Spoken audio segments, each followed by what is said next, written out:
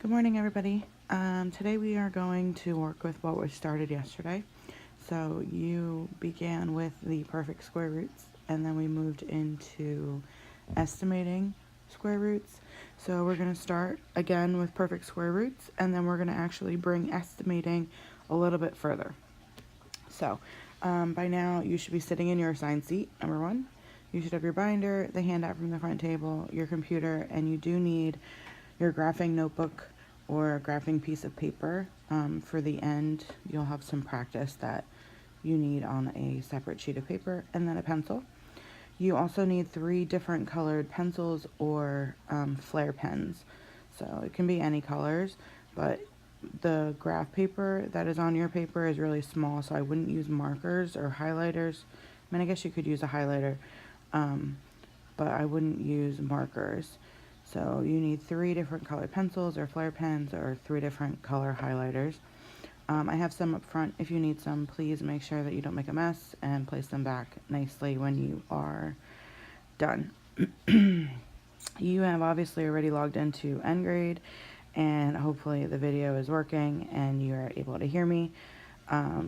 Just so you're aware, everything will be checked tomorrow, your lesson note sheet, so all of the practice that we're going to do, as well as the practice that you are responsible for at the end of class. Okay? Alright, so like I said, today our learning goal is going to be let's approximate non-perfect square roots. Yesterday we talked about the 2 numbers that a non-perfect square root will fall between, and today we're going to bring that a little bit further and be more precise. Before we do that, this is your warm-up. So take a second, pause the video, and place the following square roots on the number line below.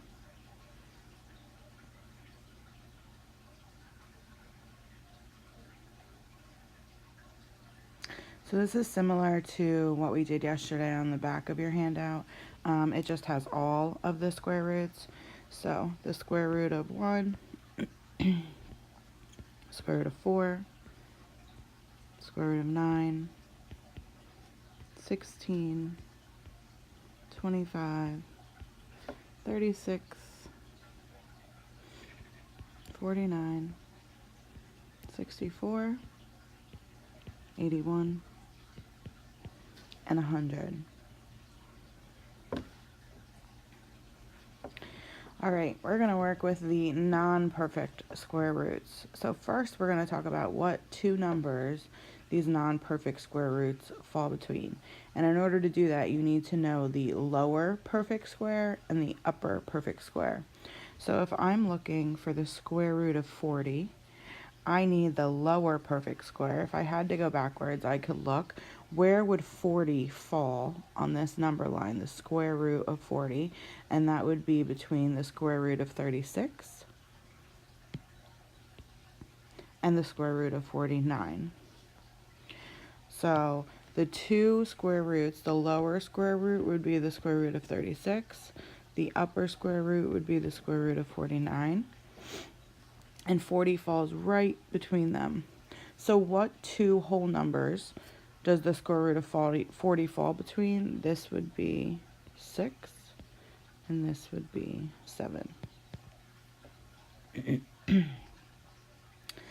Number 2, which 2 whole numbers does the square root of 6 fall between? So if I go back to my number line, or you may know, the lower square root and the upper square root.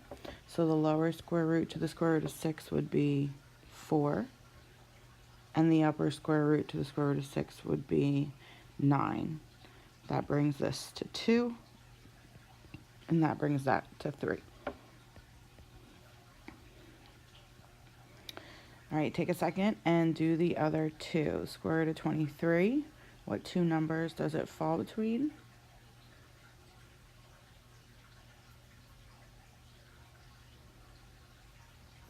And the square root of 73, what 2 numbers does it fall between?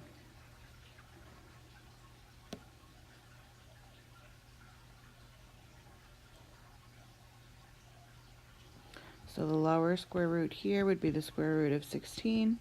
The upper square root would be the square root of 25, which is then 4 and 5. The lower square root would be the square root of 64. The upper square root would be the square root of 81, which is 8 and 9. All right, so we are going to do some drawings to approximate these a little bit more. So I know we can say the square root of 73 is between 8 and 9, but I want to know more precisely exactly what the square root of 73 can be estimated as. So I want the fraction and the decimal, okay, which is what we're going to do next. So we're going to start with the square root of 6. We said that the square root of 6 falls between the two perfect squares, the square root of 4 and the square root of 9. So there's a couple things we're going to do, okay, in order to find that fraction and then find that decimal. The first thing you're going to do is you're going to draw the lower perfect square. So what that means is, I'm going to draw it in a different color. We're going to make the perfect square. Remember Mr. Blue yesterday? So I'm going to make that perfect square. Oops, too many.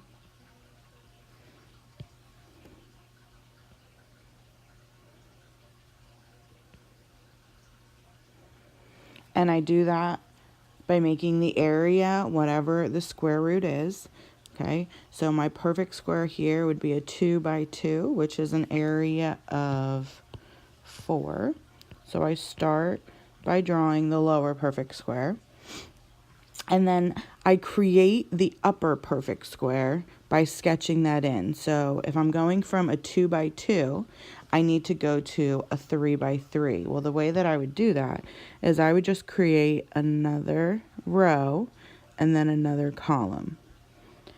So if you see, that's now created a 3 by 3 perfect square, which is the upper perfect square. So you draw the lower perfect square, then you sketch the upper perfect square, and then now you're going to count. So the square root that I'm looking for is the square root of 6. So from the square root of 4, okay, how many numbers am I away from 6? So how many blocks do I have to color in order to get to 6? So if I'm at 4, this would be 5, and this would be 6. So how many blocks would I have to add? 2. That's your numerator. How many total blocks did I have to add in order to go from one perfect square to the other? 1, 2, 3, 4, 5. That's your denominator. And then your whole number is your lower perfect square simplified. So the lower perfect square simplified is the square root of 4. So what is the square root of 4? Or where did we say that square root of 6 fall between? It's going to fall between 2 and 3. So this would have to be a whole number of 2. So the square root of 6 approximated in fraction form would be 2 2/5. Okay, so now how do I find the decimal form? Well, all I have to do is take that fraction and I'm going to long division figure out what that decimal is. If you know that decimal off the top of your head, wonderful. If not, I'm going to go through it. Okay, but again, let's go over how we did this. We drew our perfect square, our lower perfect square. We sketched the upper perfect square. Count how many to needed square root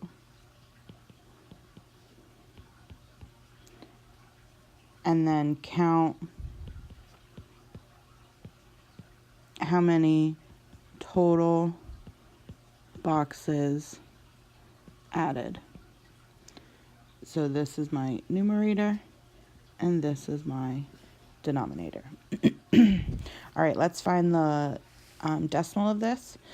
So I'm going to divide by long division exactly as I say it. So 2 over 5 is 2 divided by 5, not 5 divided by 2. 2 over 5 is 2 divided by 5, which is what gives us the decimal, because 5 cannot go into 2. So we're talking about 5 going into 20. And how many times does 5 go into 20? That would be 4 times. 4 times 5 is 20, and that singles out. So my decimal here is 4/10. So don't forget the whole number, which was 2, and then 4/10. That is my approximation for the square root of 6. Okay, you're bringing it out 1 decimal place. We will have to long division it 2 decimal places just in case we have to round, but in this case it only goes out 1, so we are good. All right, let's do another one. Number 2. The square root of 23. So we said that the square root of 23 falls between the square root of 16 and the square root of 25. So as soon as I see that, the first thing I tend to do is write down what my whole number is going to be. Since I know the square root of 23 falls between 16 and 25, I know my whole number has to be 4. So I'm going to write down my whole number of 4, and now I'm just trying to figure out what that fraction in decimal is. So the first thing I'm going to do is I'm going to draw my lower perfect square. So I need the square root of 16.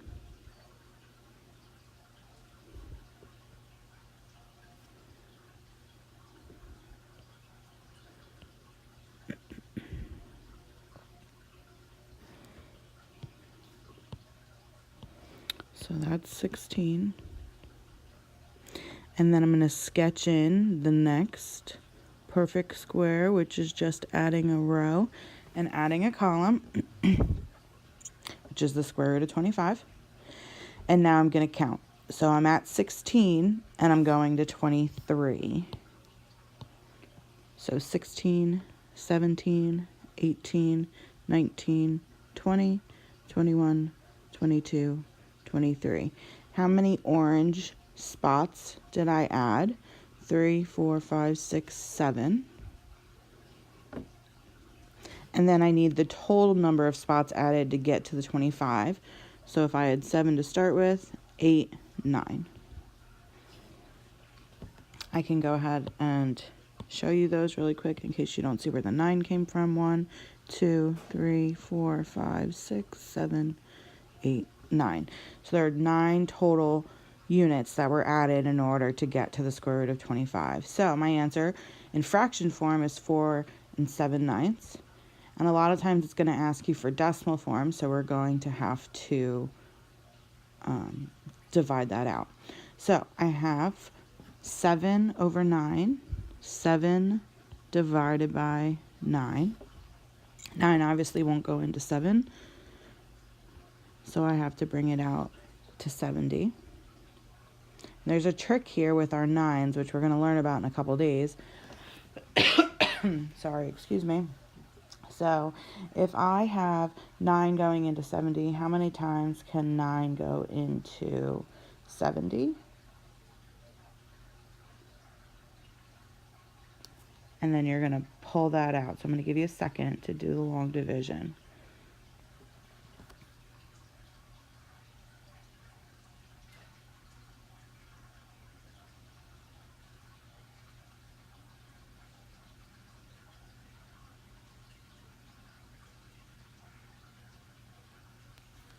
Okay, so hopefully you have this as 7, which would be 63.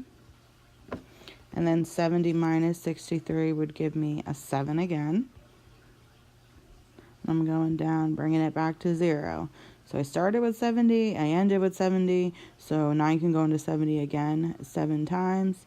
And hopefully you see here that this, oops, sorry, that's not 70. This is going to repeat over and over and over and over and over again. You're going to keep getting that 70. Excuse me. And now I'm going to use those 7s in order to round, because again, all I need is that first number, because I'm rounding out to the first decimal place. So I'm looking at the second to round the first. Since the 7 is greater than 5, this first 7 gets rounded up to 8. So that should be 4.8. All right, what I want you to do is I want you to pause the video. You have 2 more that you are going to work through. And then when you're done with the 2 on your handout, unpause the video and come back and we will walk through them. But take a second and try to do them on your own.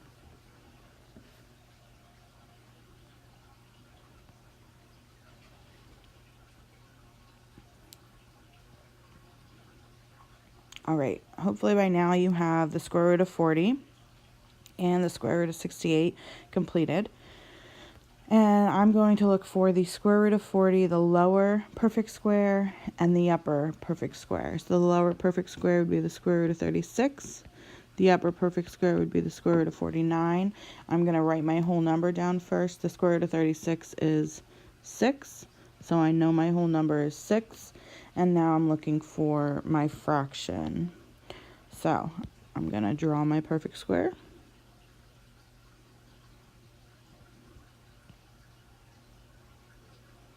Make sure you're really careful with drawing these, because if you miss a box, when you count that outside row, it's not going to be proper.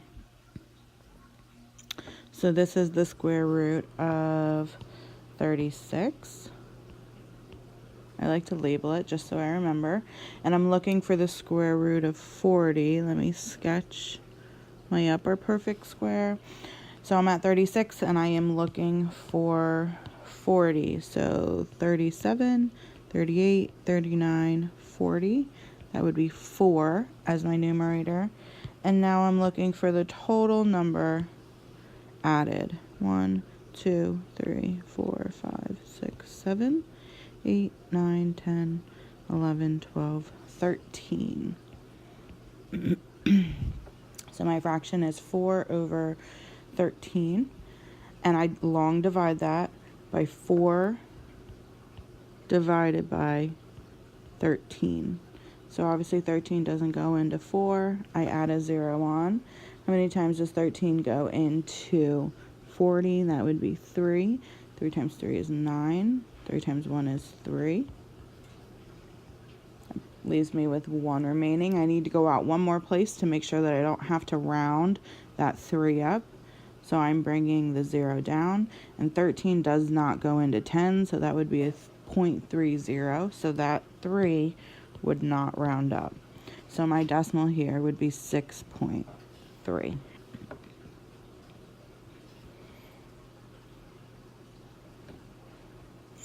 The fourth one, square root of 68, and I'm looking for the lower perfect square, which would be the square root of 64, and the upper perfect square, which is the square root of 81. Square root of 64 is 8, so my whole number is 8. And now I'm going to draw to find the fraction.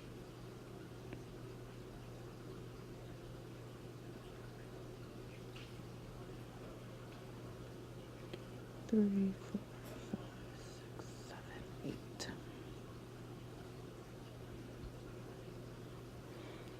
8. Okay, so that's the perfect square for 64. Ooh. Sorry about that.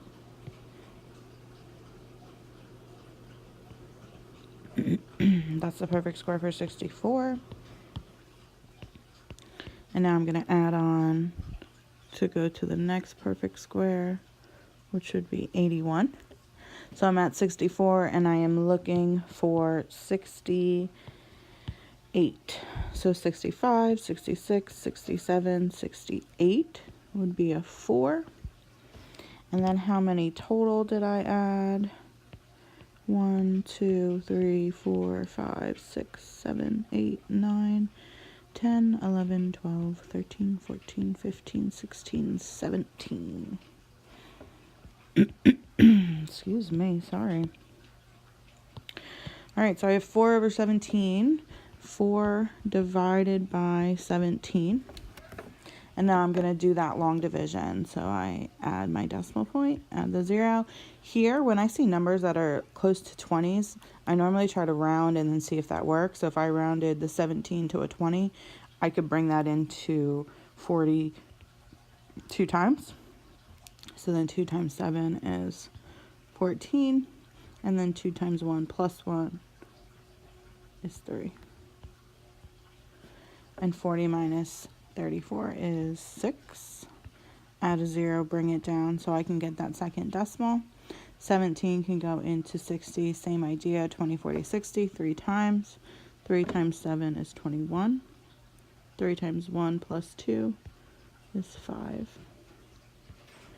So the 3 does not end up rounding up the 2, so that would be an 8.2. You get better as you practice them, but again, just remember the steps. Okay, lower perfect square, sketch it, then bring in the upper perfect square, and you're counting how many to the number that you actually need. Make sure you do not forget your whole number. Okay, your decimal is wonderful, that's what you have to find, but do not forget that whole number that it falls between, because it's not just the fraction, it's the whole number with the fraction. Okay. All right, I have a couple that I want you to do on your own in your graphing notebook or on a graphing sheet of paper. You are going to be turning it in tomorrow, so make sure that it's on something that you can turn in. Okay. So there's a couple that I want you to do. I want you to do the square root of 14, the square root of 50, the square root of 8, the square root of 39, and the square root of 28. Okay, you may listen to music while you're completing these. You may absolutely not be on YouTube or SoundCloud. No YouTube, no SoundCloud. Okay, again, these are the ones that you are going to complete. Make sure you have their pictures with them. Make sure that they're written out. Make sure your long division is written out. No calculators whatsoever. This is an example of what you're writing out. So make sure that you have all of the pieces, the 2 numbers that it falls between, the 2 squares, the fraction form, the decimal form, and then the approximation. Okay. If by chance you finish early, there are more practice problems on IXL under 7th grade, I-10, estimating square roots. All right, I hope you guys have a great day, and I will see you again tomorrow. If you have any questions, you can email me, message me. You know how to get in touch with me. Remember also that all of your work from term 3 that you want to make up or resubmit is due by tomorrow. All right, have a good night, and I will see you tomorrow.